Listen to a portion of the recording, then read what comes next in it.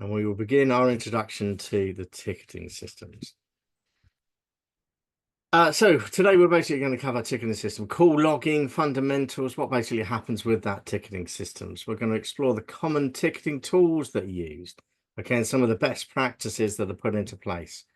We're going to talk about something really strange called a service level agreement. Now, it's quite strange. It's not that strange, actually. We can all probably grasp what those are, and we'll go through a bit of introduction in terms of what those are. And we'll talk about what's known as a call logging system. So we're going to talk about call logging as well. So ticketing systems, no matter what job we tend to fall into within IT, we will come across ticketing systems. First line, second line support desks, definitely. If you work in a NOC data center as a network operations center staff, or if you work in operations, or if you work elsewhere in a SOC system, for example, in security operations, yes, you are going to run into ticketing systems. Are they a bad thing? I kind of like them. I like them because they help me organize my life.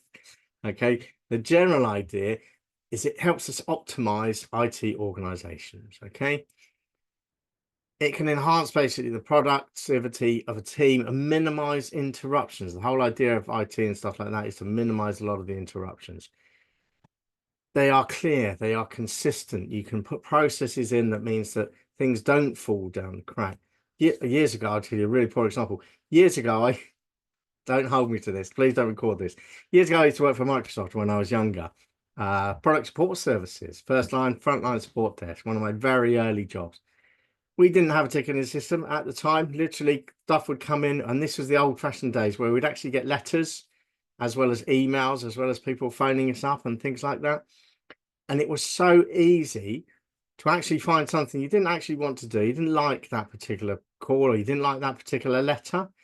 And you deliberately organize to reorganize your desk or to move desks every 2 to 3 weeks if it was that sort of thing.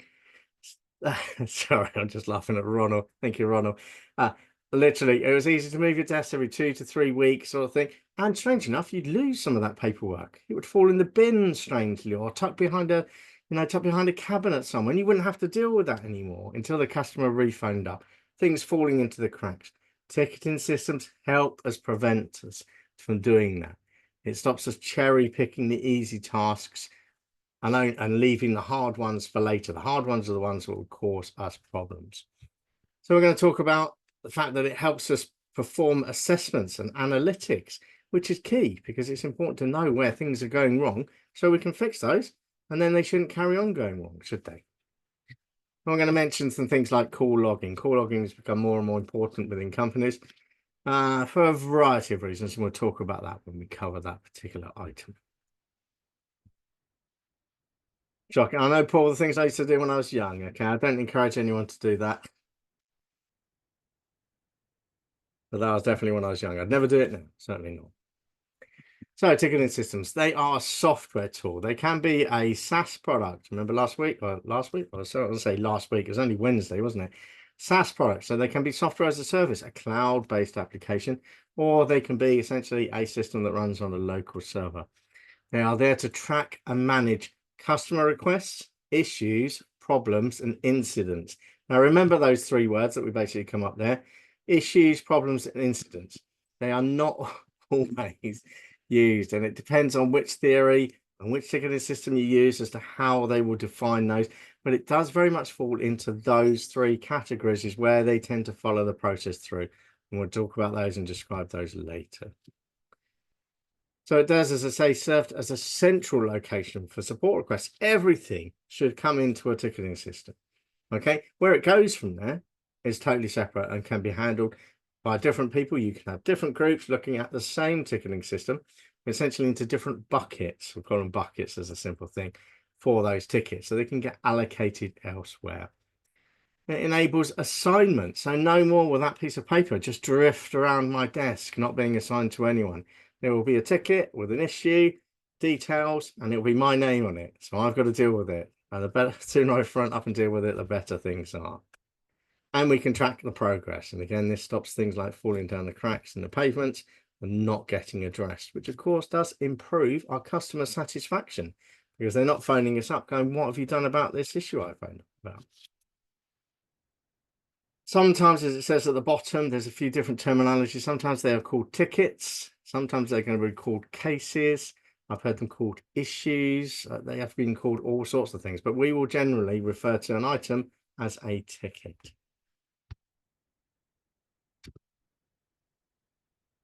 So the advantages, okay, we spoke about it. Effective communication channel. We know we can link tickets together. It's a repository for analysis. If we can look at what our tickets are and who's basically producing those tickets, we can do some analysis and do some proactive stuff instead of reactive. So reactive is where someone basically phones you up and says, this is a problem. So you jump up your feet, go and fix it. Reactive is where you look around the system, look for what might be going on or might be going wrong, and you go and fix it before something basically falls over. An example might be a disk drive on the server, maybe getting above its capacity, maybe beginning to fill up, maybe sort of 70 to 80% of its capacity. If we know that's going to happen and we can monitor that, yeah, we can go and fix that. That's more reactive than proactive. If we see that a printer basically fails once a week, well, hold on, we'd probably think about cleaning that printer or doing something in terms of servicing it. It allows us to basically measure the time so we can do timely and effective issue resolution. We'll go into some more details in a bit. It also gives us a structured support workflow. So we have a workflow that goes from issue and ticket creation all the way through handling maintenance to solution at the end. And that is our workflow for it. Gives us an audit trail. And we can then produce what we love is our knowledge articles. And we'll talk a little bit more about knowledge articles later on. And it does also, kind of on the back, and this is a little bit on the side, gives us some performance metrics and analytics. Now, when we first introduced things like performance metrics and analytics into first line support desk, everyone was all up in arms. You're measuring me, you're making sure that I'm doing things in particular times. No, what we're really doing is we are measuring the ticket flow. We are measuring our team's performance so that we can improve things. If we see that tickets, for example, relating to email server outages take a lot longer than potentially they should do, well, hold on, I can go and buy a training course and I can put people on a training course so they know how to basically do those things faster. And then we should see the dive in that particular performance. And then everyone is happy because you've become more educated and more knowledgeable, more worth to the company, essentially, as well as our ticket system has now basically shown that that was money well spent. So don't always think of it as a bad thing. It's pretty much a decent thing when those happen.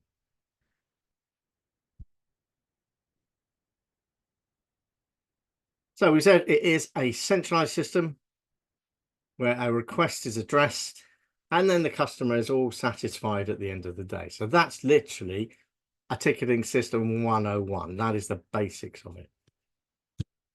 Anyone got any questions about the very basics of a ticketing system? I didn't even do a thumbs up to see you could see the slides, did I, today? Slipping. Let's have a thumbs up for everyone who's happy for me to carry on to the next slide. Thanks, Prince. Gabitsu, thank you very much. Ronald, Alan, Paul, Marty, Peter, great stuff. Okay, so we're going to carry on to the next set of slides. Zachariah, I can see a few of us in there. Good stuff. Ernest, great. See Precious typing. Okay, so current ticket systems. This is not by any means an extensive list. Okay, Zendesk does a really not. I like it. I like Zendesk. Sorry, you might tell by the way I'm talking about. Zendesk does a really nice cloud-based system. So we're not even installing servers. We're simply going and paying for our software as a service that provides ticketing systems, management, support requirements, incident issue closures. It also has a little live chat thing you can kind of tack onto your website. And they simply give you a little bit of code you can simply paste onto your website, and all of a sudden you've got the little chatbot down the bottom right-hand side. Okay, it does things like social media integration, knowledge-based management. Quite nice. Okay, so that's good. Freshdesk, yeah, it does much the same sort of things. Okay, it does do the help desk ticketing, the knowledge management, self-service support is key for certain ticketing systems nowadays. So it is pretty decent product. ServiceNow is a big product. So ServiceNow, we kind of go, oh, it's a ticketing system. It does a whole load more. ServiceNow can look after your entire estate. Okay, you might have seen it in some of the other presentations we've done where we've talked about it in terms of things such as asset management, CRM systems, so looking after an awful lot more than simply a ticketing system. But it does have a little bolt-on you can buy that does your ticketing system, so it is very good. And then Salesforce. Salesforce is one of those curious ones that it does have a ticketing system. Salesforce is really a cloud-based CRM product. So it's basically looking after your customer relationship management. But falling into your customer relationship is a ticketing system. You want your customers to be happy. And what that does, the benefit of something such as Salesforce, is by combining these two systems, it's when a ticket comes in, and we can link this even to telephone calls, to emails, to chats. I can simply pop a window up that simply says, this telephone call is coming from Joe Smith. Joe Smith is popped up on your screen in a web page, and you can read the details for Joe Smith before you've even picked up the telephone call. So you know it's Joe Smith, you know he's a major customer, you know he's purchased such and such a product. So you can link all the CRM database with your ticketing system so you are pre-warned about any issues. It can even pop up existing tickets for that particular customer. So we can link it all up together. So they are getting really sophisticated and really nice. And all this is done to help us, stroke you, when you drop into a first, second line support desk or you're running around in a NOC data center. So they are definitely things that should be loved at ticketing systems. See, Precious is still typing. She'd probably, you leant on the keyboard there, Precious. In a minute, it's going to pop up with a whole stream of letter A's or something like that. I know I've done it before.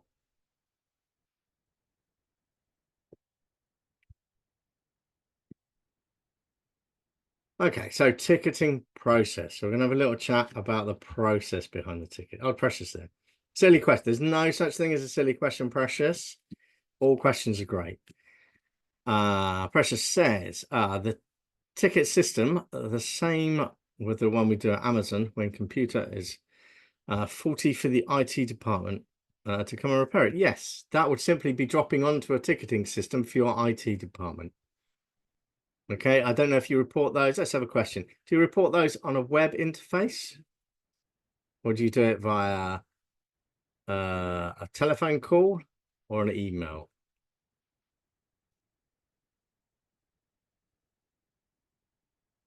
Majouch basically says Amazon have an internal trouble ticket system. So troubleshooting ticket system. River, what's River? Is that the name of the product that they have? Yes, Amazon Chime. So you're basically reporting it via a web interface, which is how ticketing systems do like to get their information electronically. And we're going to go into this in a bit. But my money basically says when you first open that ticketing system and go, we're basically going to have an issue here, look at the issue.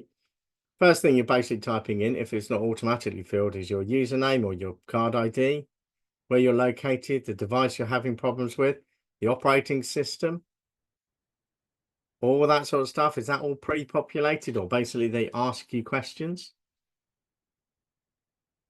Mostly use Amazon Chime. Yeah, River is an interface with many different tools. Yeah, there's definitely a lot of different systems out there that can integrate with it. Well, this is a good conversation. I like the fact that we're having so much conversations about a real live system. So you're sitting as the customer end at the moment on that ticketing system. So we'll get a little glance into what happens to that ticket as soon as you basically come out of that web-based application, hit send my ticket, report my problem, or whatever the button happens to be, and we'll see basically what happens on there.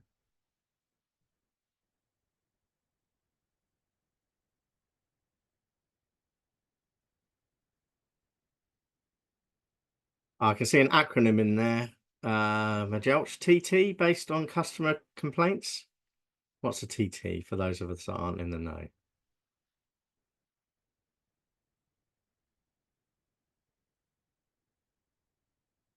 Trouble ticket. Perfect. And as you see, definitely, it's not just for IT. As you can see there, it's mentioned there, it goes through to HR and customer complaints. Yeah, any customer complaint service that isn't dealing with IT, that's simply dealing with customers going, you sent me the wrong product, that can all fall into a ticketing system.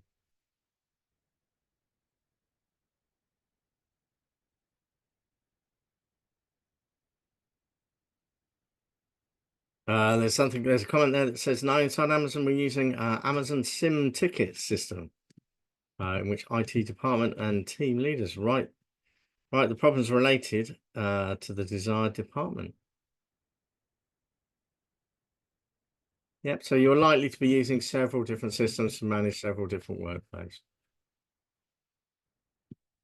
That's good.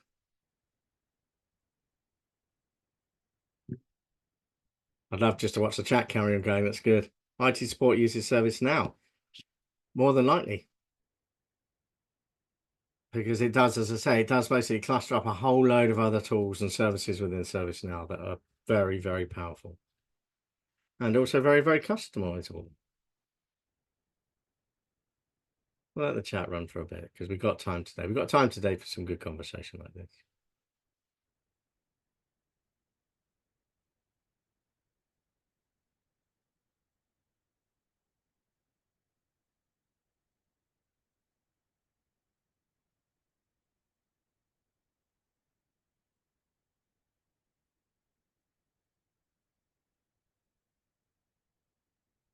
I use Snow for project management, okay, and also time tracking, yep.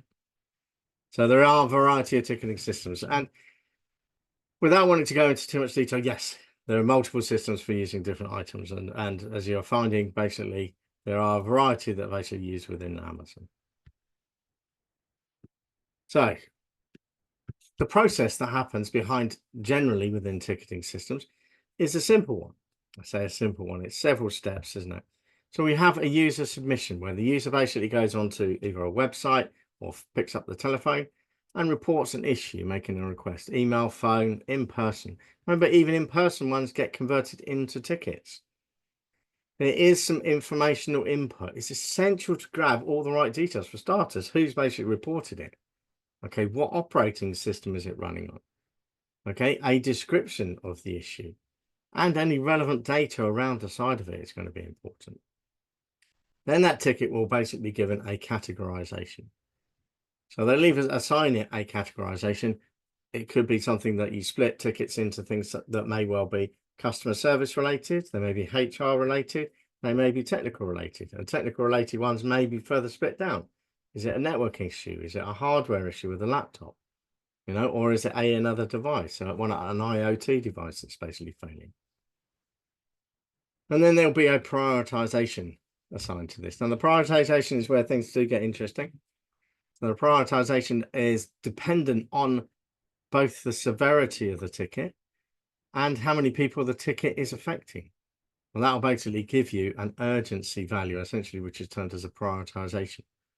Okay, and depending on how high that is, will depend basically how far up your list it is and how many people panic when they start working on it.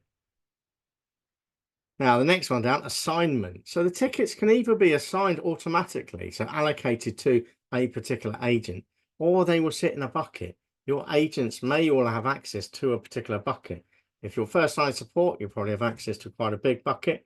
And you either pick them out from the top downwards, it's important you remember from the top downwards, or automated systems will basically allocate them. Sometimes what you'll have is you'll have a manager that will sit there as well. He'll monitor the bucket as well. When something runs above its service level agreement, SLA, and we'll talk about that later. Say, for example, it's been in the queue too long.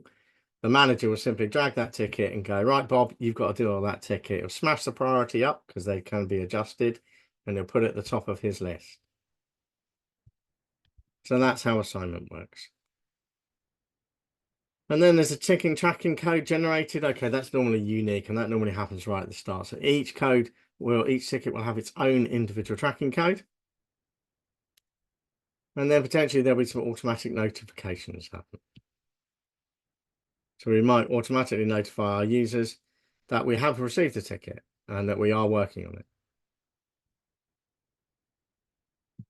Well, then basically, when we've done all the hard work on it, we will work at a resolution and closure. So the support team will address the issue, they'll get it confirmed that it's been done, and then they can basically look at the resolution and closure. And then we have feedback and gathering. One thing they haven't mentioned on there is our knowledge base article. So the feedback gathering, some cases it's a feedback from a colleague, sometimes it's a feedback in a customer satisfaction survey, sometimes it's just some general feedback from the user, you know, in terms of how we can improve the system or how things could have gone slightly better. So anyone got any questions about the ticket creation process?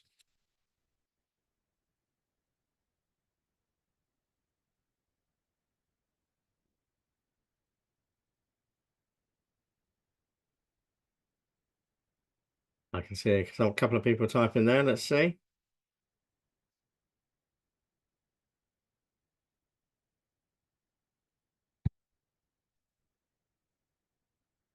Now, James actually says that CGN switched to Slack about 1 month ago. I like Slack for certain things. Certainly, it's great for a communication tool.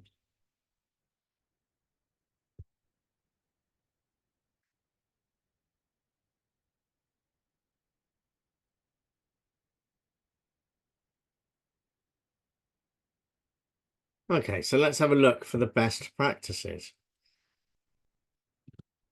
So we kind of talked a little bit about this in some previous lectures that we did. Active listening. We've got to pay close attention to demonstrate that we are empathizing with a customer. We've got to make sure that we do effectively communicate. So we've got to do clear communication with our customers.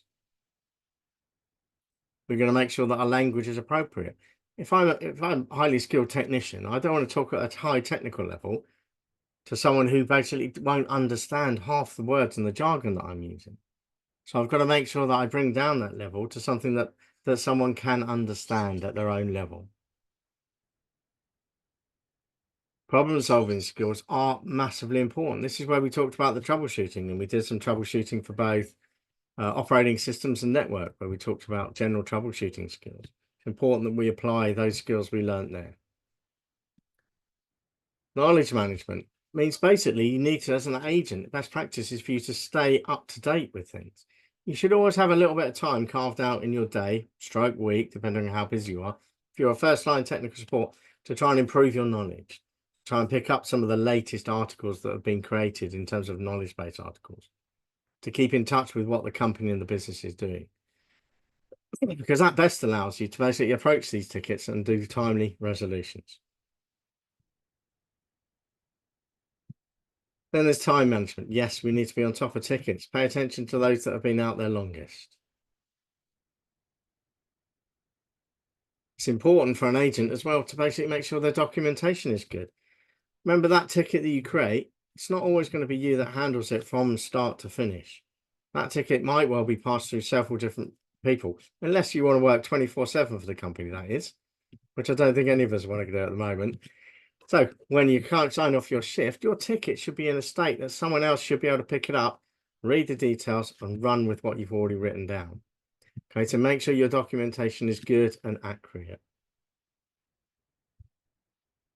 We kind of mentioned, you know, continuous education. Make sure you share tips. Okay, if you find a great solution, a quick way to do something, yes, share it with everyone. That's what we're here for. We're here as a collaborative team, isn't it? It's all about teams pulling together.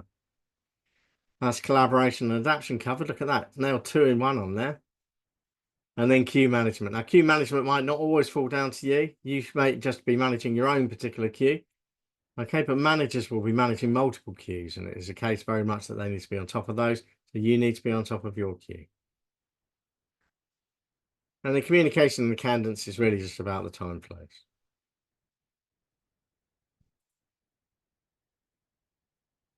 So tickets will normally have, I say normally because of course everyone may run this differently, will normally have 4 different statuses. Okay, so the general status initially is going to be new.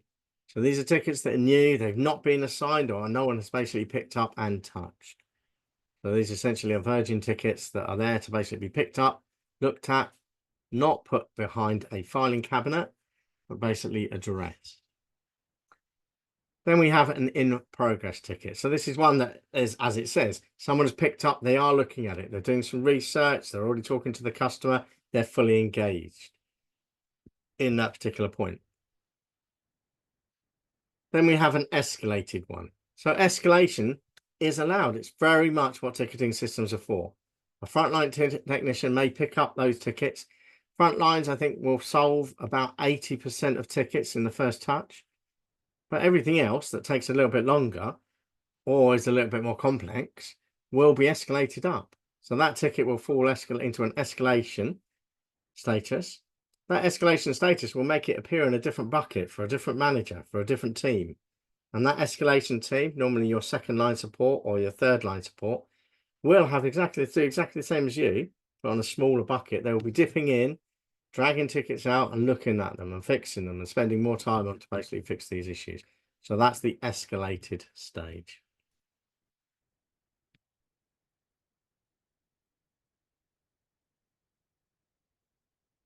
I can see a question there from our Jouch there. Who is resolving tickets after the solution is provided? We'll come on to that sort of thing, I think. If no solution is provided in a few days, is there any person, escalation specialist, who is trying to make people provide solutions? Generally, this is why we have ticketing systems. It's a very good question there. The normal process, as I said, if it's in progress, that person is looking at those tickets. Okay. If that person can't find a solution, they will escalate it. That escalation team will be charged with finding a solution. No matter how long it takes or what it takes, their job to find a solution and communicate with the customer. So that person who gets allocated that ticket will pick it up, they'll work with it in their team to provide that solution. The person who's making sure that people provide the solution essentially is the management team. So the management team will look at the big list. They'll see everything that basically has gone past what we term as a service level agreement. And they will be simply knocking on the door of that person who has that ticket that's gone red and going, what have you done with this? Why is it not fixed? And there'll be conversations around how can we help you to fix it? Why isn't it moved forwards? Is it because you need more resources? Is it because you need to speak to a subject matter expert that's out of hours? What do we need to do to help you solve the ticket? Remember, managers aren't there just to hit you with a big stick. They're there to help you. Their main job as a manager is to help you do your job. If they're not helping you, they're probably part of the problem. So that's the idea with a manager. Good manager gets in and makes sure that you've got the tools to help you do those jobs. There's a good question there. Archie asks, can we change severity, I take it, after the ticket is created? Yes. And there are a variety of different manners that the severity of a ticket can get changed. And we have to go careful when we use severity, because severity is used in a couple of different locations for tickets. Tan, it's glad to see you. You can obviously catch up with the video when it's basically sent out, but it's good that you've made it. Sorry about your internet connections. Okay, and then we kind of talked about escalated. Yes, tickets get escalated, people look after it. Then when it gets closed, so a ticket will get closed, it's satisfied that the customer is happy with it. Now, I wouldn't normally close a ticket because I fixed it. I will only ever close a ticket when I've spoken to the customer and the customer is happy that I have fixed it. So you will see potentially several different states around that in progress and closed, depending on the ticketing system that you use. They may go into what's known as a resolved state. So it may drop from in progress into I fixed it now, a resolved state. Then we're waiting for the customer to come back to us and say, yes, it's worked perfectly okay as you said it would.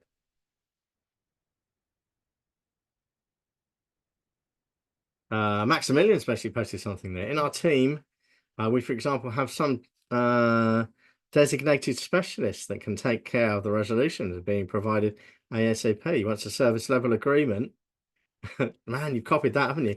Response team is missed or an urgent case. One process in our team has established. Yes. And sometimes those people are considered to be what we term as second line support specialists. Sometimes it's just someone who knows what they're doing on those particular tools. It may be you have subject matter experts that deal with particular areas and they kind of get thrown those. But the important thing you see in there is what's known as the service level agreement. And we'll talk about service level agreements later. So we'll definitely cover that, Maximilian, for you in a bit.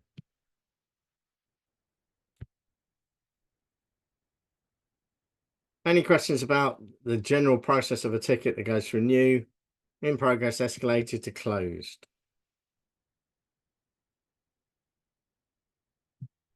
Now, it's not just it's really quite simple. I might. So here's an example. This is not by no means what everyone does. This is just a good example, a little example of some of the processes and the procedures that basically will go through.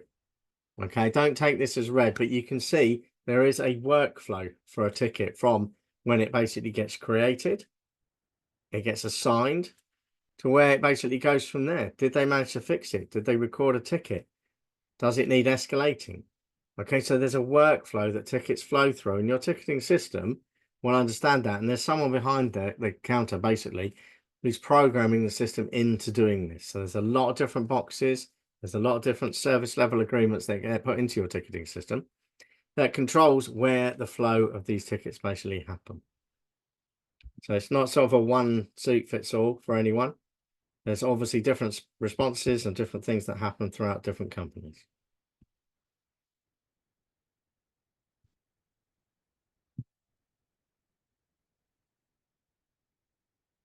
So I said I would cover these three terms that you use: incident, problem, and issue.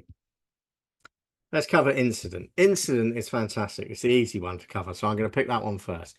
It's basically an unplanned interruption or reduction in the quality of a service. Okay, so something's gone wrong. An application's crashed, systems outage, I can't find my mouse. It's all that sort of thing. Well, Ronald's asked a question. What if you close the ticket and then the issue occurs again after some time? Does this client need to request a new ticket? Oh, that's a very good question. That will depend entirely on how you structure your beautiful flow process. Okay, so that works along those lines. My general recommendation is if it's the same ticket, then it should be reopened. If it's a recurring issue, then there should be a new ticket logged against it. And the reason I have those two specifications and those two differences is because we need to count the number of times something falls over. So if you've got, for example, a laptop that keeps crashing, I don't want that just to be one ticket, that it crashed Tuesday, crashed Thursday, crashed Friday, crashed Monday. If that's one ticket, I'm just saying, well, that system's crashed once. But not very good for my reporting stats. If I can see that that laptop has crashed 5 times over a week, all of a sudden I'm tapping on the doors of the hardware guys saying, go and replace that laptop. We don't want that many calls. And that all falls into the part of the analysis that we do at the end with our ticketing system. And that helps us be better. Because A, that customer's now going to be happy that his laptop's not falling over all the time. And B, I've got 4 less calls every week that we have to deal with in that ticketing system. Does that help that one, Ronald?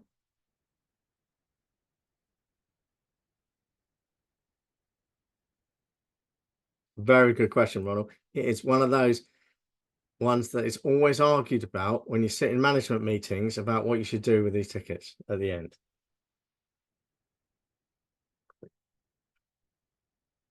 The other flip side of that, I'm gonna have a little flip side of that argument. The other on the other side, where you would actually have the same ticket getting open, is probably a good example I just thought of. If I'm expecting a delivery of something to happen, the item's turned up to me, it's got one leg missing off of my table. I then basically go, well, I can send it back. So I get a new ticket. The guy at the end says, okay, we're going to send out a replacement for you. They then close that ticket because they think they've resolved that issue. If in 3 days or 5 days time, I phone up and say, where's this replacement table? That's not a new ticket. That's a continuation of a ticket you've closed. So that's an example of a continuation of a closed ticket rather than a ticket that needs to be a new one. Oh, I hope I made that clear.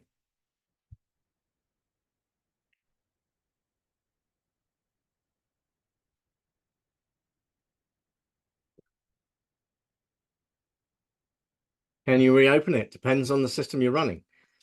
And again, as I said, I pointed to the beautiful chart. That system will tell you whether or not you're basically allowed to reopen a ticket. Some systems will not allow you to reopen a closed ticket. If it's been closed, you can't reopen it. You have to create a new one, but link to the old ticket. Some systems will allow you to link tickets. So that'll depend basically on the IT structure and the processes that you have inside. Does that answer that one for you? I'm loving these questions. It's really good. I find ticketing systems and the way we manage things quite fascinating. And there's no right and wrong way. It's all about the processes and all about how the company feels like running it at the time. Something like I can attach an old ticket as a parent ticket. Yes, you definitely can do, but that depends on the ticketing system that you buy. Okay, so something like ServiceNow may not allow you to do it. Something like Zendesk might let you do it.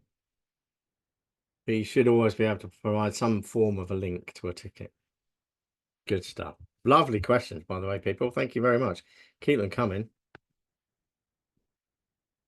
And talking about questions, why don't I ask you a couple of questions then? Let's have a little bit of a running Kahoot then. So I'll give you all a couple of seconds, basically, for you all to join the Kahoot session again, or join for the first time. You haven't got the link. I've just replaced the link in there. I'm waiting. Is that a question in there?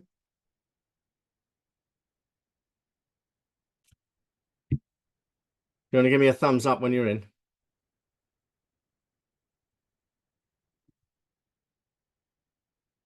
I need to open a Kahoot. That's fine.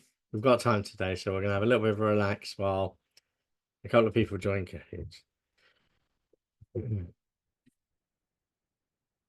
Josephine, how am I going to send you a bucket of virtual sweets if you can't play today? That's okay. It is only just for fun. We don't get marked on this. You don't get a different score in your final exam. Not that there's a final exam, but you don't get a different score.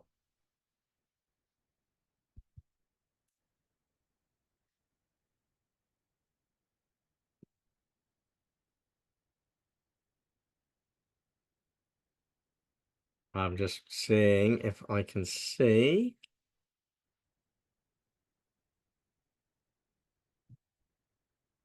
Hey, there you go. Well done. Okay, then. So we're all ready. Starting at your fingers. Fastest fingers first. Ready. Okay, so your first question is ticketing system.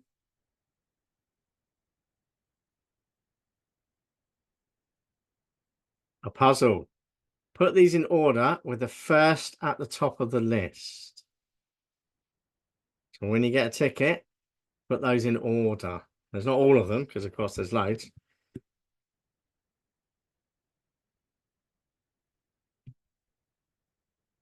See, 3 people have done it, 4 people. I can see them coming through. That's good. You get a whole minute, but remember, the faster you do it, the better. Well, the higher the scores anyway. But you've got to get it right, though.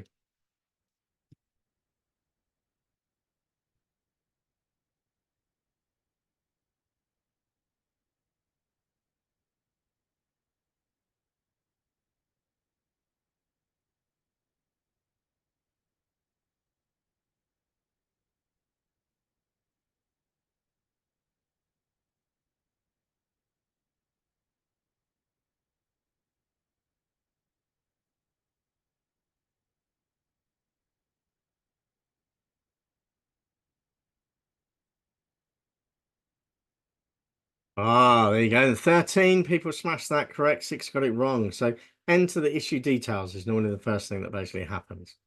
We will then give it a category, a little box that it should be sat in, and a prioritization. We will then work at the solution, as in it will be allocated to a technician to basically fix, and then we have feedback. So that's the order that those 4 should have basically gone. Well done for those who got that right. Let's see how that affects the leaderboard.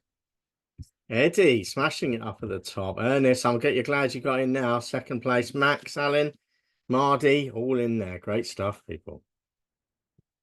Second question. Multi-select. Select 2 common queue categorizations a ticket could be in.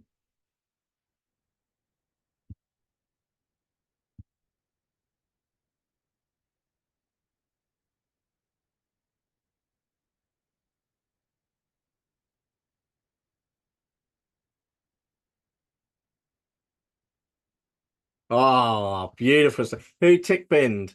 Come on, put your hand up if you tick binned in the live chat.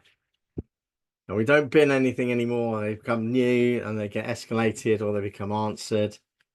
Working on. We don't bin. It's only me in the old days used to bin them.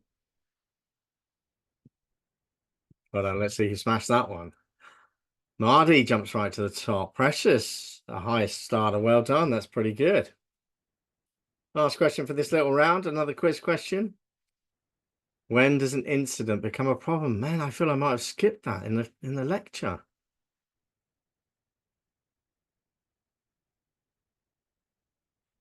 I tell you, I did, didn't I? I'm looking back at the lecture thinking, I don't think I covered that. Probably because we were so excited in the live chat talking about other things. You're forgiven if you get this one totally wrong. Or 11 of you got that right. Perhaps I don't need to go back and cover it then. When an underlying root cause produces multiple incidents. So let's see who's top of the list. And then I will actually flick back because I'm a bit embarrassed that I missed that section out. Ernest, well done. A lot of you basically getting it right there. Great work, everybody. Okay, let me pop back to those three main definitions. Oh, there you go. Okay, so incident. So we said incident's the easy one. It's when the ticket is created. Everything basically is considered an incident. It's a horrible word to use. I don't like it, but they basically use it. So an incident is an unplanned interruption, something going wrong. Can't find my mouse. I can't connect to this drive. You know, I've dropped my pen, that sort of thing. Gets an incident. So that initially is your ticket. A problem is basically when you've got one or more incidents, well, when you've got more incidents that are referring to the same cause. I'll give an example here. I'm unable to access my email server. So if I'm not getting new emails in, okay, I create an incident. If my colleague next to me, Joe, can't get one, he creates another incident. Sam can't do it either. Sarah, Michael, that's use my hand there. So all of a sudden, I've got more than one incident that are referring to one problem. So those incidents get combined into what is known as a problem. So there's an underlying cause that's stopping all these people. Okay, that becomes a problem because you've got an underlying cause that's causing more than one incident. Is that clear for everyone?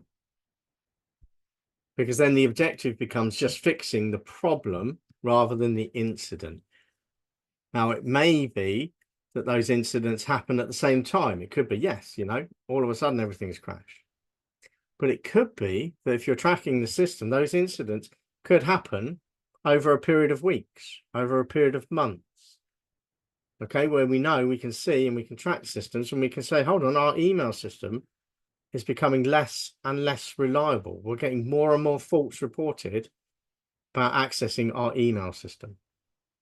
Then those combined, although those are fixed, you know, maybe I'll fix one in 10 minutes. I'll fix one yesterday. I'll fix one today. You know, there could be individuals, but if there's lots of them happening over a period, then I can bundle all those up together in my tracking system and go, I can create a problem out of those and go, there is a problem starting with our mail system because it keeps dropping out for individual people. What's actually causing that issue?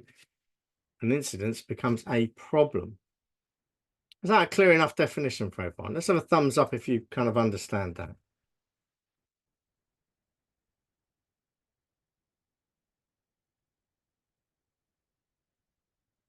Great stuff. Thank you very much, Sebastian, Precious, Alan, Snabu, Maximilian, Chris, Kaplan. Okay, good. If you don't understand that, put a thumbs down and I'll try and say it in a slightly different way.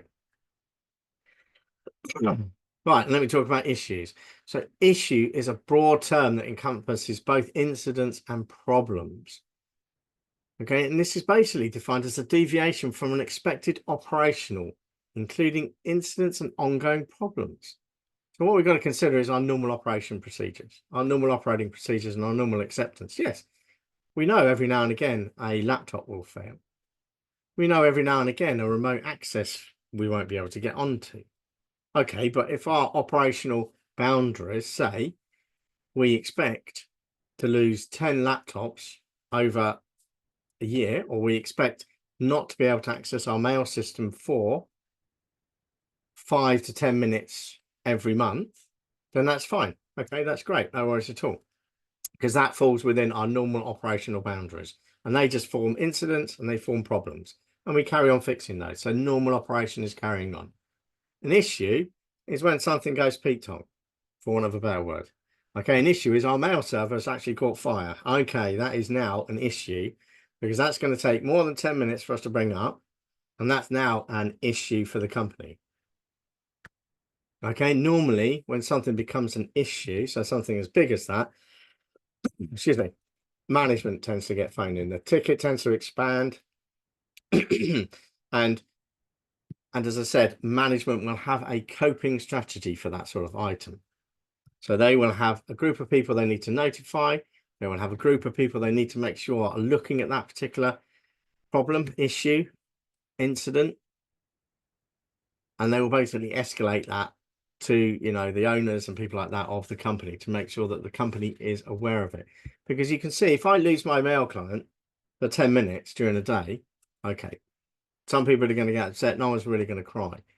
But if my mail server is going to be out for a day, all of a sudden I've got to start notifications. I've got to start telling the whole company, not via email because that's not working, but I've got to make phone calls. I've got to send people around to desks to let the whole company know, actually, this is a big issue and we are dealing with it. So I don't then get my incidents flooded with 500 new incidents because no one can access their email. So that's when an issue basically comes in. It's outside what we consider to be the normal break fix operations of our company. Boom. Wow, I'm glad I went back to cover that. Thank you very much. Okay.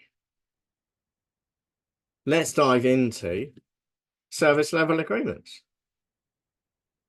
Okay, so a service level agreement is exactly what it says. It's an agreement that says we will provide a particular service to customers. Now, customers can be external customers, such as people phoning us up, or they could be internal customers. So an IT help desk will have a service level agreement with the rest of the company that they look after that says, for example, I will get back to you if you raise an issue within 2 hours. You know, we will resolve that issue within 6 hours. You know, it will be things such as that. Okay, there will be a traditional service level agreement that sets the expectations for that person that contacts us and the responsibilities of both parties. I'll fix it within 2 hours, but you have to be in the building. You know, you can't be at home because I'm not going to drive around with a laptop to your house and basically swapping out. If you're in the building, yeah, it was good. And there will be metrics placed on those. So things such as your response time, the resolution time, and the uptime guarantees. Now, sometimes if you look at, okay, we'll be honest. If you look at ITIL 4 now refers to internal communication as an OLA, so an organization level agreement rather than a SLA. So it defines that OLA is internal for organizational level and SLA is for external.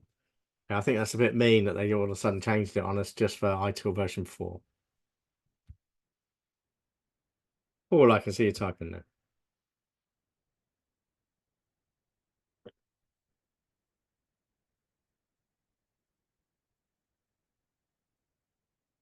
I'll give you a second to type because we got ages today. Say ages. We haven't really.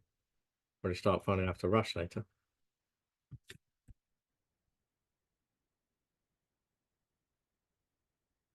While Paul's typing, let me just go to service level agreement. So key things for a service level agreement are time frame. So specifically agreed upon durations with which different tickets should be addressed. So different things should happen. Customer expectations. Bump the keyboard. Thanks, Paul. Hold on a second. Sorry. You got me there, Paul. Thank you very much.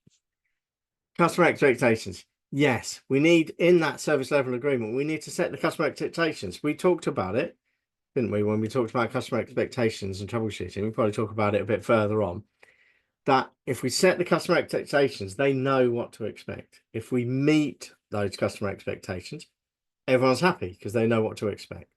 So setting those in the service level agreement means everyone knows, both sides of that conversation knows what's expected. Okay, within the service level agreement, we need quality assurance. So we need to monitor and meet those SLAs. Okay, that's essential for maintaining our customer satisfactions. And you will find things in there such as escalation triggers.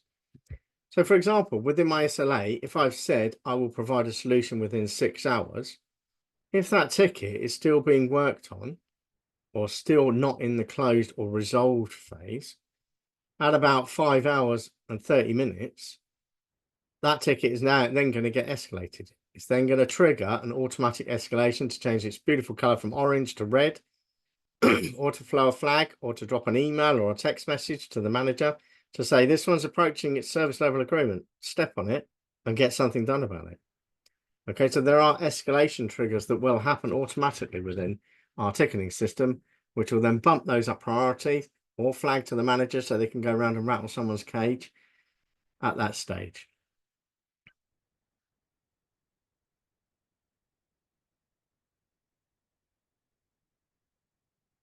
Good. So common things that basically happen in terms of the time frames. First response SLA. You will notice a lot of ticketing systems. It's wrong to say bodge this, but I mean, I do it. Let's be honest, we all do it. First response SLA basically says, we will come back to you to acknowledge that you've sent us a ticket. Okay, so we just automate that. If you send a ticket in, for example, in your Amazon ticketing system, saying my laptop's broken, the first message you get back says, thank you very much for your message. We've got your issue. We are going to start working on it. You normally get that within a minute or so, don't you? Okay, that's the first response SLA. Then we have things such as your time to resolution SLA, exactly what it says in the tin. Okay, we will provide you with a resolution within so many hours. Then there's a time to close SLA. And why are those two slightly different? Let's see if anyone can ping something into the chat window to tell me why those two are slightly different.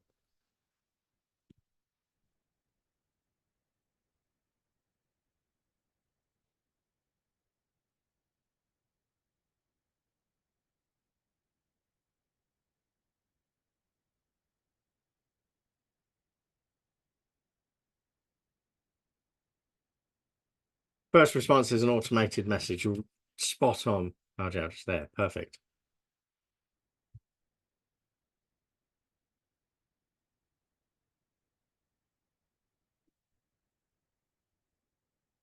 Does anyone know why we have a time to resolution and a time to close?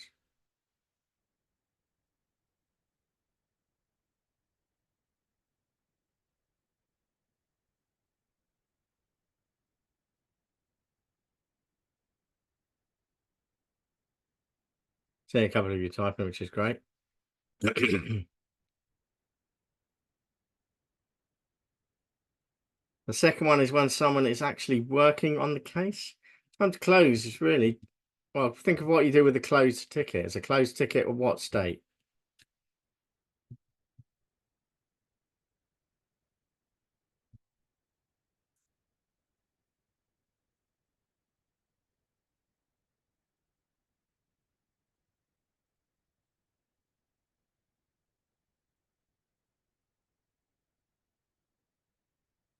How much time to be resolved?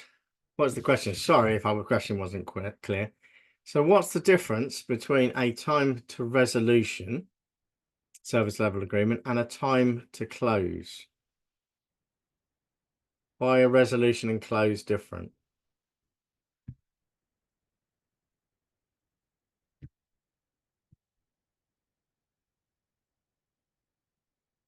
Anyone know the answer to that? I can happily answer it for you.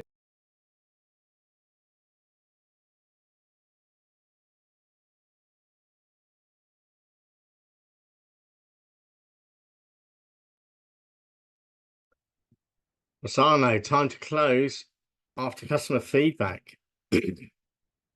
Expected resolution time and expired. I think really the big key difference that I would put the difference between these two. The time to resolution is the time basically for the engineer, right, whoever it is who gets hold of it to fix it. So that's from ticket opening to ticket closing to I think I've fixed it. I think I fixed it is the important word I'm using there. The time to close is when we have communicated with the customer and the customer has said, yes, that is actually working. So I can provide a fix from the mail server and go, that's great, that's resolved, tick the box. And that time is different from when I've actually phoned up the customer and said, look, is your mail running okay? So that's the difference between the two. Sometimes they don't use them both. They are kind of a slightly awkward number because in theory they should be roughly the same, but some people like to basically track the difference between the two. Right, and the updated cadence SLA. So this basically specifies, it's a fun one, and I like it in a lot of mine, because it's a fun one that specifies how frequently a customer should be contacted about the progress of their ticket. So if they've got a ticket that's reported that we know could potentially take a week to fix, okay, we don't want to basically be going, we're not going to speak to that customer for a week, because it may only take a couple of days. And we tell that customer, yeah, it's probably going to be done as soon as possible, that term as soon as possible. The cadence basically says, for example, every 2 days, we will make sure we touch that customer. We will give them a call saying, yeah, we haven't quite fixed it yet, but we are still working at it. It's a higher priority. So every 2 days, we will drop them a little note saying, yeah, we're still going on it. And that is the cadence, an update cadence of tickets.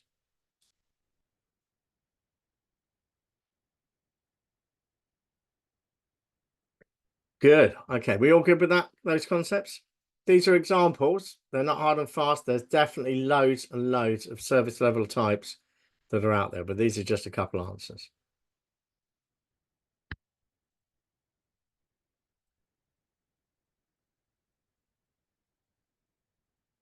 Now, Jack, this is a good one. This is really where we step in, isn't it? Archie basically says, what if we need the client to confirm or check something related and he's not answering? Yes, again, this is where we drop into the cadence, isn't it? So the cadence SLA is very important at this stage.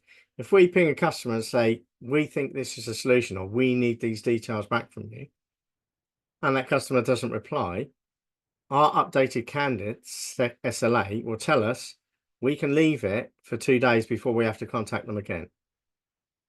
Or 1 day, depending on what our ticket's basically set to.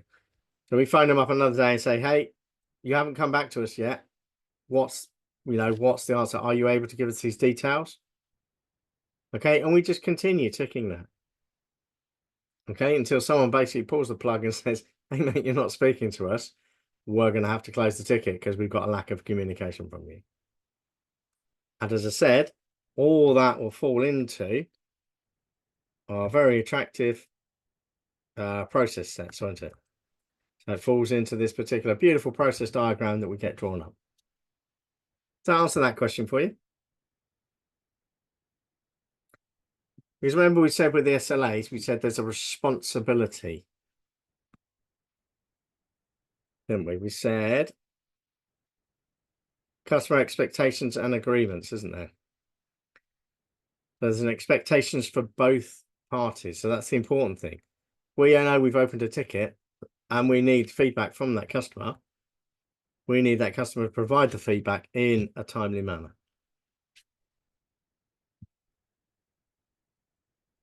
Now, Dick says, yes, we have the same. We actually teams which are working on our tickets, reaching 3 times to the client. And if he's not answering, then they resolve the ticket without positive solution. Yes, it is accepted to do that. But you've got to make sure that that falls within your SLAs and within your cadence.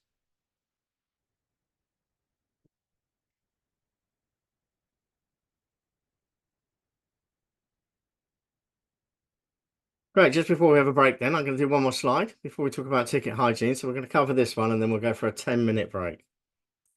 Okay, so we talked about the cadence. So we've got basically going to have our guidelines for updates, our SLAs basically influence that, and our customer information. Just as pointed out in the chat window, if the customer's not coming back to us, yes, we might well end up closing those tickets, but letting them know we're closing it because they are not coming back to us.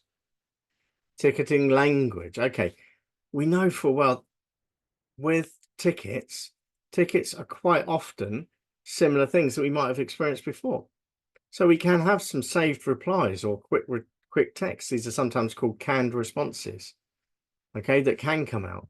A typical canned response might be if a customer's filled out a ticket and they haven't provided us all the relevant details that we need for that particular ticket, then we may send a canned response that says, please, can you provide us with X, Y, and Z details? And we don't want to have to keep typing that out every time, do we? And we don't want get my response to a customer to be different from Joe's or Peter's or Sarah's. We want to have a canned response. We simply go, yeah, they haven't filled that out. We click a button, bang, goes a canned response off to that customer. Very quick, very simple. And these can be massive pieces of text or they can be short pieces of text.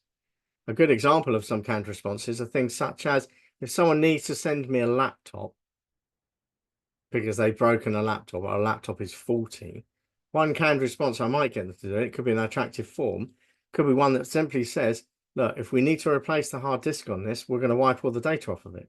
Are you aware of that? Have you got a backup of the data? Because it is not going to be our responsibility. Please tick the box and sign on the dotted line to remove all responsibility from us.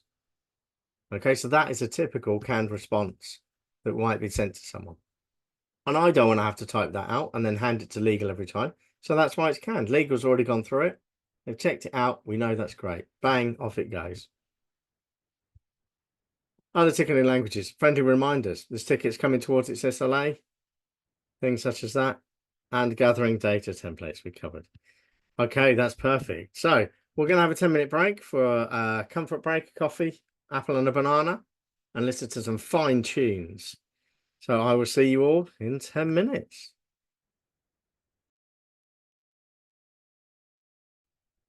Wow, thank you very much. There's some cracking tunes. I really enjoyed sitting down and listening to those, tapping my feet away. Well, welcome back, everyone. Hopefully you've had a chance to have a coffee, a comfort break, or an apple and a banana. Give me a thumbs up if you can see the slide ticket hygiene. Maximilian in first there. Well done, Alan. Mardi, Sanubu, Sebastian, Ronald, Peter. Precious Paul Berg, beautiful stuff. Okay, Cablan, all in here. Okay, beautiful stuff. Okay, so we've kind of gone through a little bit of the ticketing system. Let's talk a bit about ticketing hygiene. Okay, it's important that we focus on ticketing hygiene at a certain stage because it is important to help communication work properly.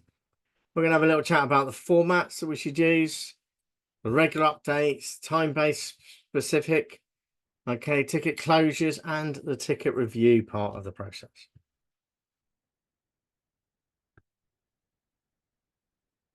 So, ticket formats.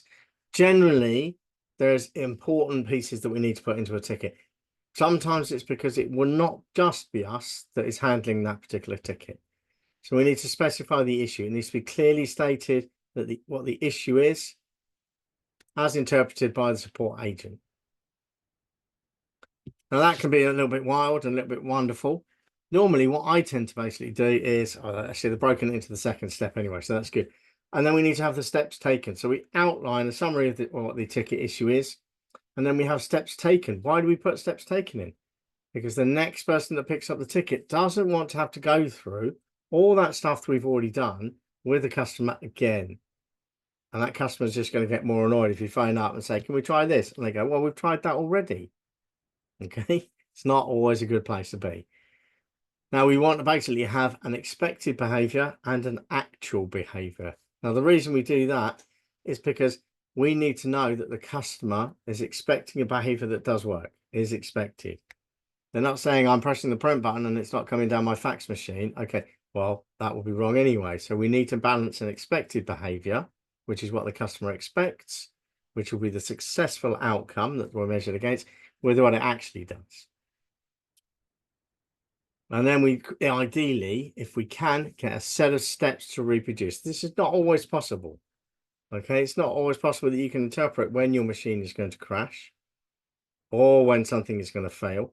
But if we do have a situation where we can reproduce it, yes, then it is fantastic because we can take that away and we can test it. We can play with it. We can do lots of different things away in the sidelines to try and reproduce that issue. If we can reproduce it, we know we can then begin to fix it because we can understand what's going on.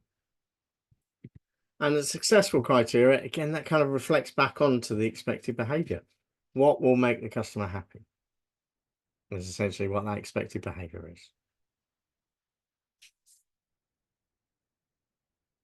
So that's the general ticketing formatting.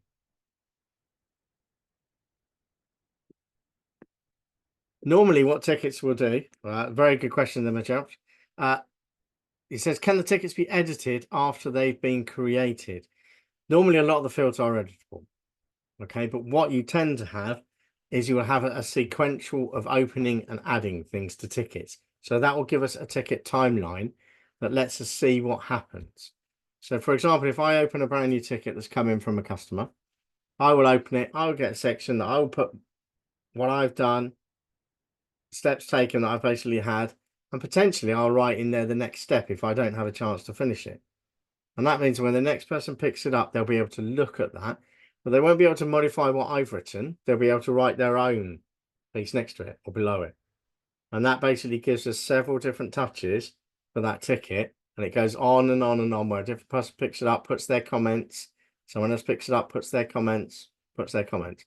And those won't be modifiable because the whole point of those is that we can track and see what's happening. Does that answer that one for you?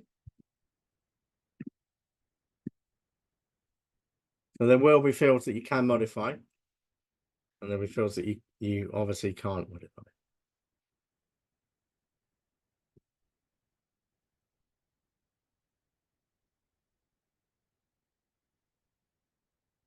Yeah, that's exactly it then. It basically says in there, so there's a timeline to show who and when it edited that ticket. Yep, who and when basically had any touch on the ticket or communicated with the customer. Because all communication with the customer will probably be registered on that ticket as well. Some of the ticketing systems will actually have an will have a special area for customer communication. So you'll have your notes and your friendly stuff, and then you'll basically have a set of details that you go, okay, this is the message I want to send to the customer. Hit the send button, that gets linked in with the ticket, it's all recorded. Now, at this stage, I'm gonna say something that potentially is really obvious that we may not think about when we're doing tickets. Okay, in the UK and probably across the world, under particular regulations, someone can phone up and contact you in any particular way and say, can you give me all the details that are in that ticket? Every single touch that we've had with you, can you give me all the details? Okay, this includes the notes that you make when you are handling that ticket. So do not put anything that you do not want the customer to read in those locations. Okay, because potentially that's when bad things happen. Okay, so just go careful about what you do write in there. It's just got to be honest and polite. If it's honest and direct, then there's not a problem. We're not after War and Peace in the tickets. We're after summaries. We're after simple steps that you've done. We don't want to hear, well, the sky was nice today, so I basically asked the customer to retry this and do that. No, we just want very simple steps and very good summaries, I think is what we're after. But as I said, bear in mind that it is possible the customer will phone up, and under various regulations, it's a SORN request in the UK, subject access request. They can ask for all those details, and we won't be able to modify those. They have to come straight out to the customer as it is.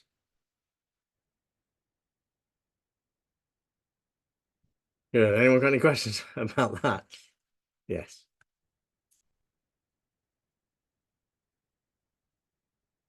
I see some of you typing there, so I'll give you a second.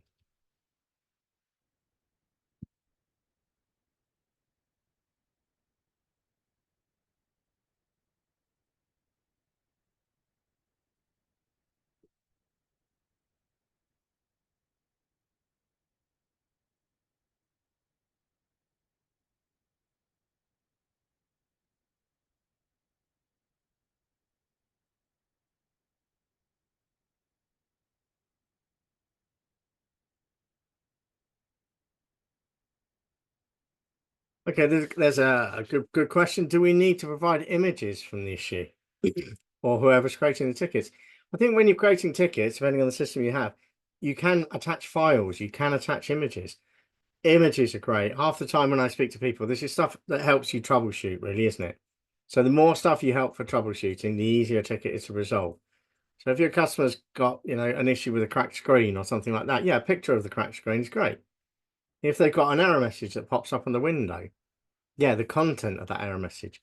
If you've got, for example, if you're troubleshooting a Windows system, yeah, why can't we have the debug from that? Why can't we then basically also go in and look at things such as a variety of files on that system? So we can basically get those details and we can look at the logs on there, can't we? So we can look at the service logs and see what's actually going on at that particular time. Yes, these can all be gathered and normally attached to a ticketing system. Graphical images that tend not to be so friendly with it. But yeah, if the customer wants to send in a couple of pictures, a couple of screenshots of things going wrong and what he's actually seeing on the screen, yes, that is really helpful if it is a visual thing that is going wrong. Good question there. Fantastic. Thank you for that. So we said about regular updates. Yes, we adhere to our cadence, bear aware of our SLAs and our timely interventions. Make sure when you communicate with that customer, you are time-based and specific.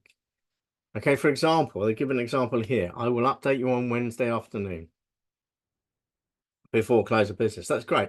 The customer knows when to expect an update. If you just say, I'm going to give you an update and leave it blank, that's a long window. When does the customer get upset about that? Probably in about 2 hours, because we have very short short spans in terms of our tolerance. So if you let them know details and stick to those details, that's definitely going to help your customers. And ticket closures. So when we close a ticket, finally move it down that line to, yeah, it's done, it's dusted. Confirmation of a resolution from the customer. Customer notification and any form of documentation that says, yeah, it's done. And we normally end up sticking an email in there or something like that that's come back from the customer. Yes, it's completed. Yes, that's great. Any particular documentation that says it's done is great. Not always needed, but always nice to have.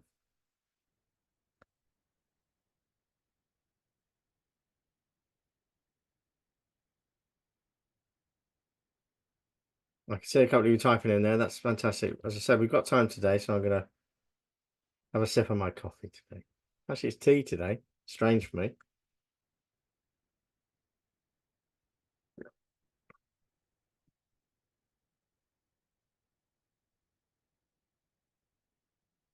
Here we go. Do we need to provide the resolution reason when we close the ticket? Yes.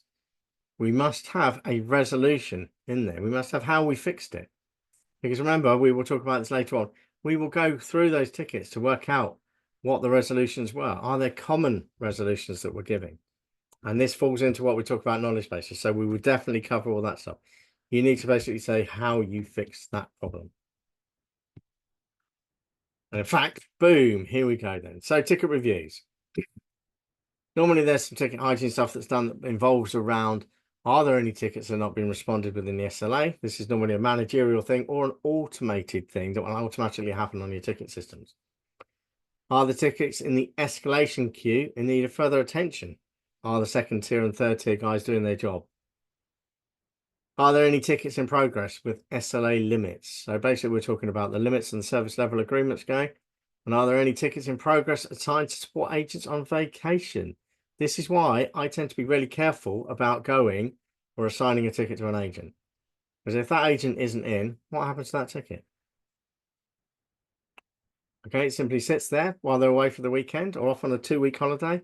No. So we need to basically bear in mind, sometimes the management team will insist on doing it, but they need to be aware of that and they need to be able to pick up those tickets saying, Joe's gone on holiday for 2 weeks. Let's take all his tickets and smash them either into the general queue or reallocate them. Seems a bit heavy to reallocate them. So here we go. Okay, I can see you typing again. Okay, that's fantastic. I love these questions. It is great to get them in.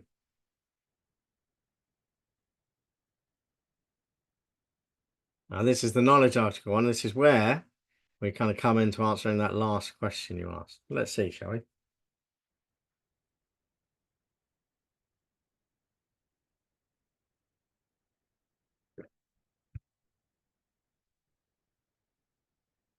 Right, here's a question while we're basically typing away. Who's heard of knowledge articles or read a knowledge article before?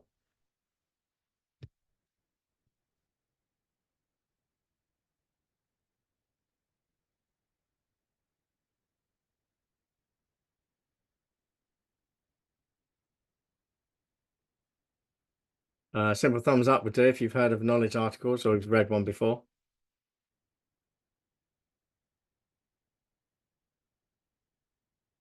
Alan's heard of one. That's perfect. See Paul Bird's typing as well in there. That's good.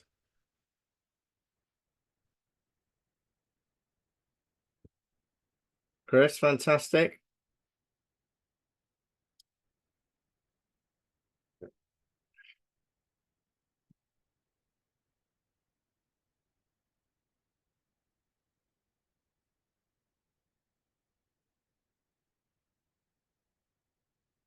Well, I've got a few people typing. I'm going to kind of cover the knowledge article piece. So knowledge articles, they are lovely. Knowledge articles are great in technical support. A knowledge article will have an issue. It will tell you about an issue and it will tell you about a solution that's been applied. It'll have loads of different details about it. So potentially when you first open that issue and you look at it and it says, oh, mail server not connecting regularly, you can look at your knowledge articles, scan the knowledge articles, run beautiful searches because it is a Boolean search normally in there. You can run a quick search on it and it might pull up an article that says, oh, regular disconnection from the mail site. Oh, hold on. All the details are there. I don't need to do any troubleshooting. Here's my solution. Thank you very much. That's what knowledge articles are for. That issue has been resolved in 10 to 20 seconds instead of 10 to 20 minutes, if not longer. You're not interrupting at all. This is perfect. I love the question. Can these tickets be switched off or switched to a different department if that specific team cannot resolve it? Yes.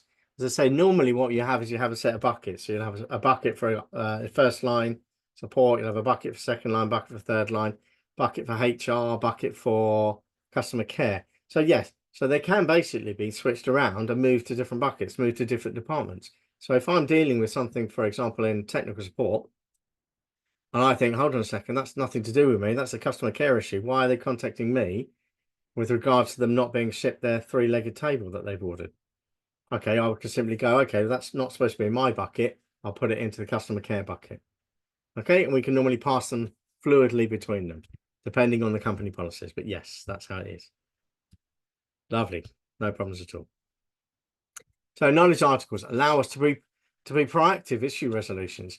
If we see a lot of issues coming through, we get a knowledge article gets created on that, and that allows us to be proactive because that knowledge article may come out once we've read these that simply says everyone who's running Windows 2010 needs to update to a particular patch to protect them from a particular virus or a particular thing happening. So we can then go, let's apply that knowledge article across the board to the rest of our estate. So it allows us to also do things like collaborative authoring and maintenance. So it involves selecting a subject matter experts. You might hear these called SMEs, subject matter experts, which will then craft the knowledge articles. And it's normally feedback driven for improvement. If you open a knowledge article because you think it is fixing your problem and it doesn't fix your problem, do you just ignore that knowledge article? That's no. We need to have feedback, constant feedback, to simply say, this knowledge article is slightly wrong. I found when I pressed A instead of B, it worked properly. Let's update that knowledge article, or at least put something in to say, let's get the subject matter expert to look in detail at that knowledge article to see if it is correct. So knowledge articles are keys. You will find that all ticketing systems will have knowledge articles, and they will be easy to search through, easy to use, and should have some really clean solutions for you.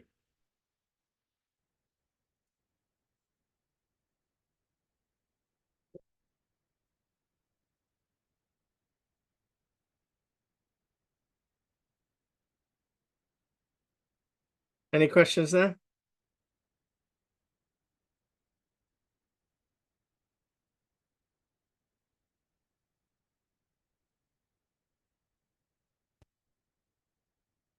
Precious. Can a ticket solution be saved on cloud for easy access? Yeah, as I said, ticket solutions are generally cloud-based. ServiceNow is a cloud-based operation. Zendesk is a cloud-based product. So you can access these tickets from wherever it is. So even if your manager is on holiday, sat in the Bahamas, sipping a pina colada, They can still be checking up on your ticket system to see if any of them have gone out of service level agreement. Not that they would do, but they could do. So they're accessing from all over the place.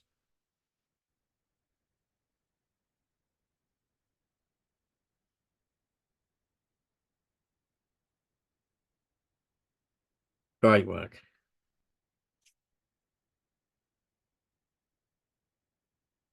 Right, I'm going to give you a little something to watch, I believe, next. Salesforce ticketing system. So we're going to give you a quick example of it. Thumbs up first if you can hear the sound. Hopefully it's going to work.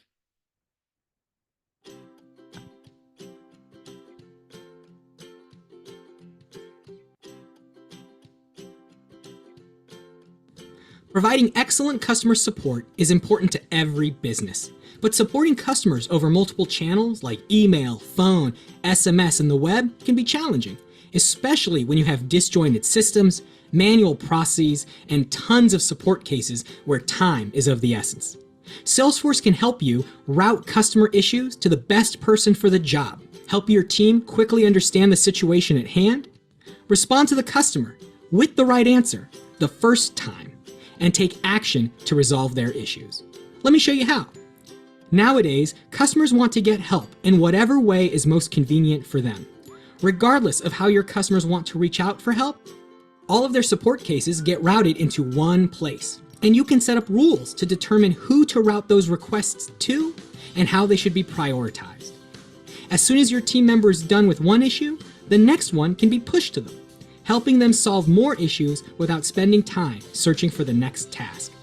Now that work is assigned to the right person, they need to understand the situation before they can truly help. Salesforce can store all of your customer information in one place, making it easy for your teams to quickly get up to speed. They'll see who the customers are and what issues they've had in the past, what they've previously purchased and what current deals are in flight, where they've been on your website, and what help articles they've already read, what other team members have done or are about to do, how much time they have left to exceed your customers' expectations.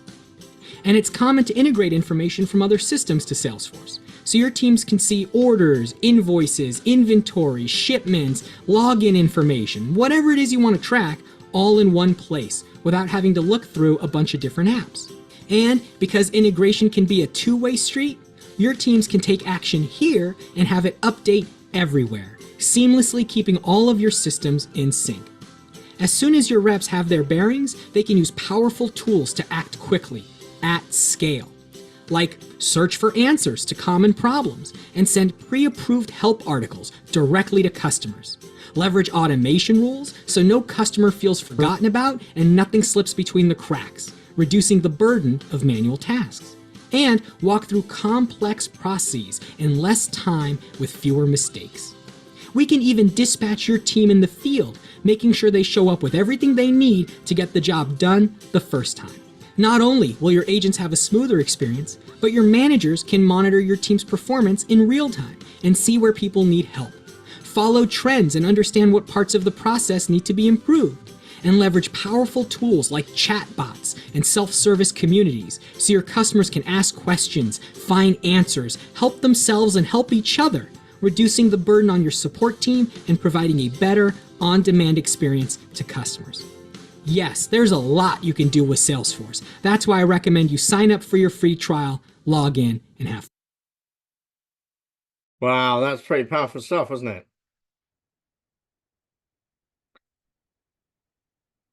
So we saw basically the use of some automated feedbacks there, didn't we?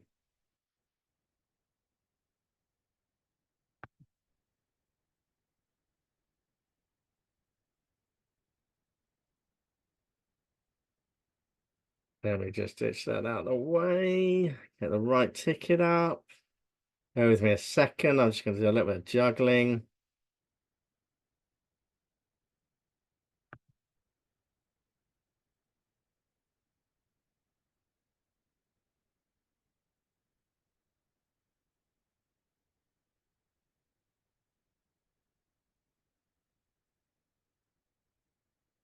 Perfect. So we're going to dive into Kahoot.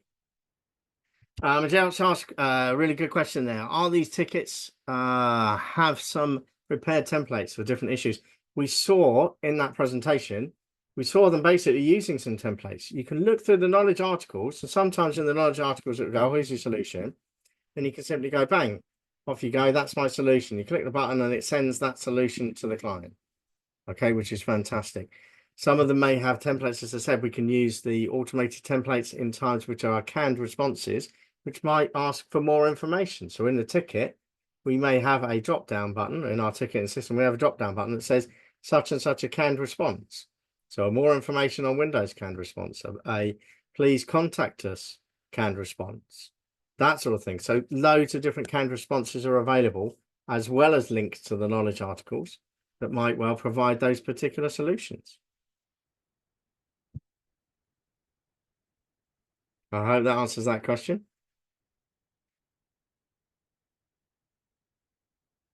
I don't want to start the Kahoot while he's typing. I don't want to give him a disadvantage.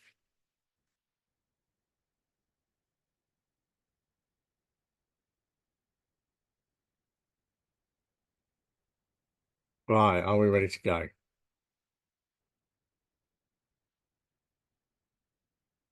Okay, that's good. Okay, and the question basically asked there was, and are these tickets have auto resolver? Some systems will have auto resolvers. Okay, that if they see a ticket, okay, let's put it this way. I've experienced ticketing systems, and ServiceNow is one, I think Zendesk is another, that will literally read the titles and the highlights that basically we've asked that customer to provide. Because remember, if we've got it on a website, we can get them to fill in a form, such and such an operating system, such and such an issue, such and such a problem and occurrence, etc., etc. The ticketing system can look at those, and just as any search engine does, it will query your knowledge base. So when you open that ticket, not only will you have, the details of the customer, because of course it's linked to our CRM, it'll have the current issue that you've currently got, and then it'll have a set of suggested knowledge base articles. It'll go, oh, they were talking about email. Here's the email knowledge base articles. Talking about email not working on Saturday. Here's the knowledge base articles and emails not working on Saturday. So all of a sudden, your knowledge base has already been stripped. They've done half the work for you, and it's ready. Sometimes they will simply go, we think that's the solution because that's the only one, and bang, that goes back off to the customer. I don't like that because I like someone to basically read it properly. Great. Okay. Fingers ready. Fingers ready, people. Here we go then. Ernest, you're doing fantastic at the top.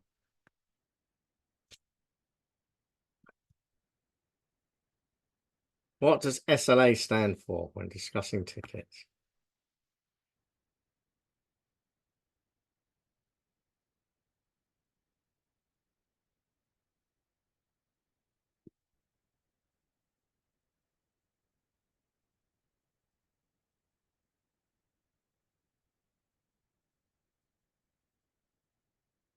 Perfect. Service level agreement there. Speed learning and awareness. I like the fact that some people have ticked that. Well done. Right, next question then. Let's see how that affects the leaderboard. Oh, she dropped off like a brick there. Max, well done. Precious sailing. It must be really close to the top for that to happen. Well done. Last question in this section. Multi-select. Who does the creation of knowledge articles help? So who does the creation of knowledge articles help? Select all that are appropriate.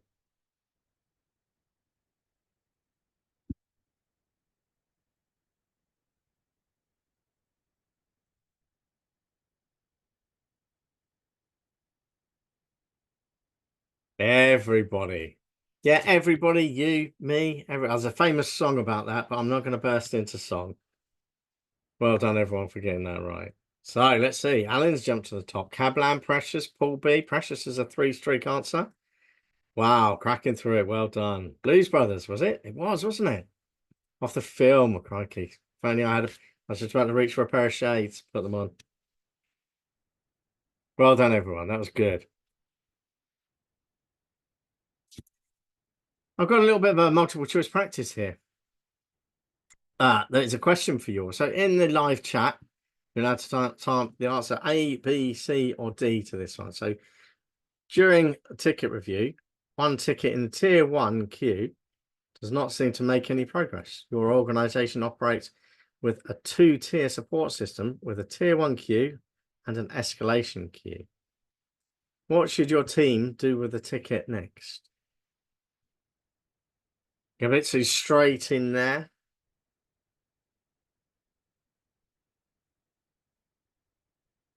Give it to C, Cablan C, Sebastian C. Mardy is a B and C.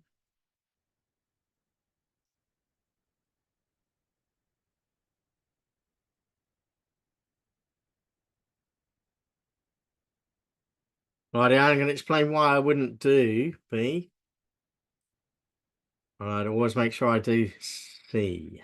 Wow, a lot of people saying C, Cablan, Ethan. Okay, let's put you out in misery. I can see a few of you typing B from Aljack. Potentially, yes, B could be a solution. It's quick, it's fast, it's bang, it goes off. The reason I'm going to pick C, I'm going to pick point out the difference between B's and C. B basically says move the ticket to the escalation team. So the tier 2 team can basically deal with it. C basically says update the ticket with any troubleshooting done so far, steps to reproduce, and why the tier 1 cannot resolve this ticket, and then move it to the escalation team. Potentially what's going to happen if you do B is the tier 2 support team is simply going to go, there's no information in here for me. I've got nothing to work on.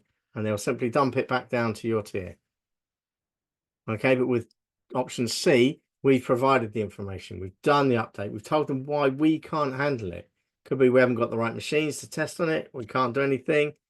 Okay, that's really what we're after. We're after giving them as much information and then passing it up and saying, look, guys, you've got to pick this up because we cannot do it. Peter, never D. We never open a second ticket and assign it to the manager. We should be able to flag the manager, drop him a mail with a link to the ticket saying, this ticket's not going anywhere. What do you want us to do? Possible solution, but definitely I would always pick C on that. Well done, everyone, on that one. Well, 15 minutes to go. We're doing really well. So we cracked through the last few. So, CSATs. Customer satisfaction surveys. Yes, these do help. We do tend to do them from our ticketing system. Because once we've closed a ticket, yes, we want to have feedback. Did we do well? Was the answer correct? Were we polite enough? Okay, we tend to have scales. Rating scales are constant arguments in management areas in terms of the rating scale do we use? Do we use a 1 to 5? Do we use a 1 to 10? We use a 1 to 8 because then there's no middle number. People might just go pick your middle numbers. Constant discussion, and that is something we won't pull apart because we won't get into that. Okay, so there's a rating scale. It is post-closure feedback. We fixed your issue, we close the ticket, bang, off it goes. Potentially, you will not get, well, not potentially, you won't get 100% responses. How many of you replied to a message basically that came through that said, yeah, thank you very much for your order. We're glad you've got it. What did you think we did? Okay, the feedback on these can be fairly low. Okay, and people have tried all sorts of incentives in terms of, we will send you a box of real sweets if you do respond to us, or we'll enter you into a prize draw if you do respond to us. Okay, so there's lots of different carrots that are offered for people to basically respond to these. Average 40 to 60% you will get a response from, possibly less than that. Okay, because people sometimes don't have the time. But CSAT number is basically the number of positive responses versus the total number of responses. It kind of gives you a bit of a percentage, doesn't it? Anyone got any questions about CSATs before I move on to call logging systems?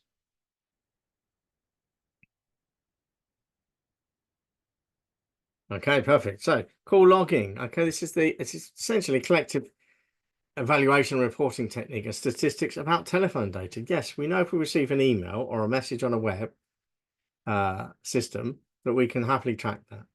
But we can do an awful lot more with the telephone system as well. We can increase these items, can't we? Use to track and manage support calls. This is where we have our automated system that simply says press 1 if you have a customer support issue, press 2 if you'd like to speak to HR, press 3. So logging systems get involved in that end of things because they not only direct the calls, but they also can report, record, and produce some call metrics. Don't worry so much about the call recording. Okay, that's something that happens across the board nowadays a lot of the time anyway. It is interesting. I always recommend that someone should listen to their own voice when they are talking on the telephone. I used to drag people when I was at Microsoft into a little meeting room with a little cassette player. It wasn't a cassette player, but a little automatic player. I'd simply play them one or two of their calls and simply just watch their face as they literally listen to their own voice and what they were saying. It's a learning tool, and that is all it is. Because as soon as you hear what you're saying, you can all of a sudden go and make an adjustment. You can go, actually, I shouldn't have said that, should I? I should have approached that in a different way. And you'll pick up a couple of different phrases to use. Okay, it is a learning tool. It is not something that's there to hit you over the head like with a stick with. Paul Bird, you didn't like it. I still find it quite funny when I have to do it. I do it for training. I record myself training and I listen back going, oh God, what did you say, Dave? Do that quite a lot. Call metrics, yes, because we need to know that the calls are answered within so many seconds, so many rings. They're directed properly through the call routing system to the right department, so we're not transferring backwards and forwards. The call lengths are important. We had a guy that once literally we were targeting people on the number of calls they answered a day. And so we said, as soon as you get to 50 calls in a day, that's good. Your day's done. You don't have to answer any more phone calls. And guess what he did? He simply picked them up like that. He was like that. I've got to 50 now. I've just cut 50 people off. Right, I can go and do what I like now. Okay, that got picked up straight away in the call metrics report. Okay, so you've got to go careful on those things. And of course, it does some beautiful reporting.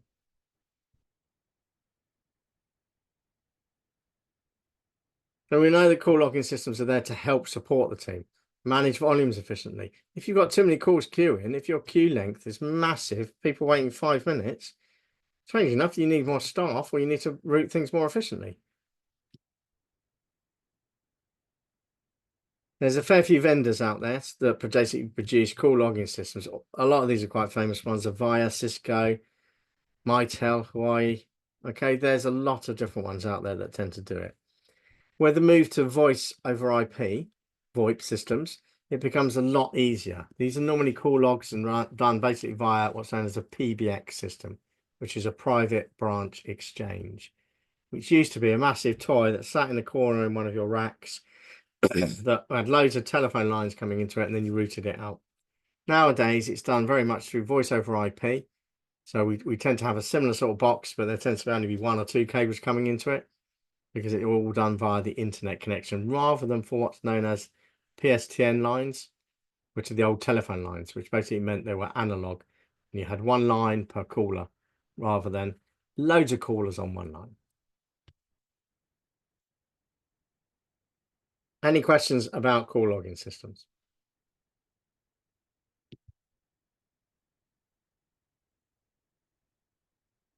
Cool stuff. In which case, let's get you prepared for the finale and the Kahoot session today. I think it's the finale anyway. Yes, the last couple of questions.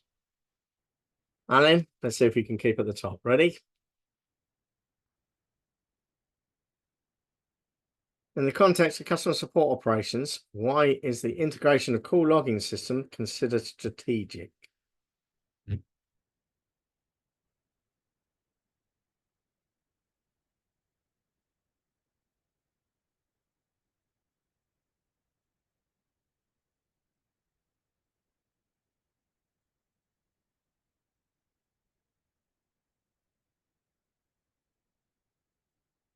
Okay, that's fantastic. 11 of you got that right. Well done. Pat yourself on the back for that.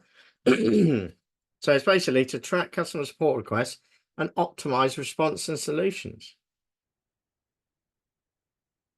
Perfect. And our last question for Kahoot today. Eddie jumping up. Good. Marty in there.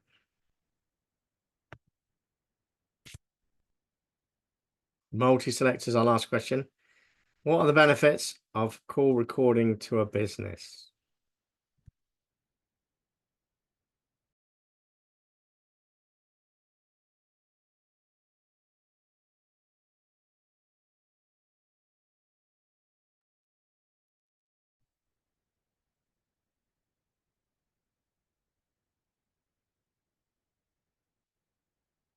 Boom. It's not done basically to help an agent complete tickets, but it's done for an awful lot of other reasons.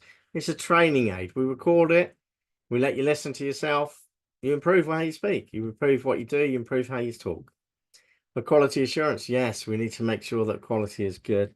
And for dispute resolutions, the customer phones up and says, your guy said he was promised he was going to give me a call yesterday and didn't.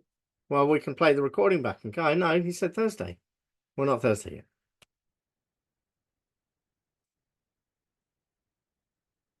Oh, Ronald's basically clicked the wrong button somewhere. Realised he typed the wrong answer. Okay, so let's close off Kahoot then. Let's see what we've got at the end then. On our podium today, Precious. Well done, Precious. Pat yourself on the back. Sebastian second. Who takes the lead? I wish you could do drum rolls on that. Alan. Well done, Alan, for sticking at the top. Well done, people. Cablan in there, Eddie in there. So we're all up in the crowd. Well done, people, for doing the Kahoot items.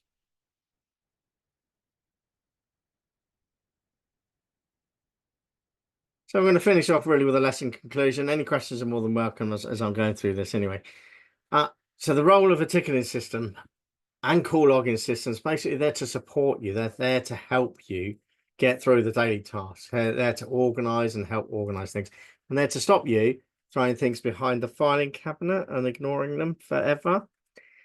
Okay, they're crucial skills, meeting SLA requirements. So they do help us in those particular ones. The critical skills are getting to those SLAs. Okay, and they do produce things such as surveys for self-improvements, team efficiency, and ensuring that goal, customer satisfaction. That's where we're going.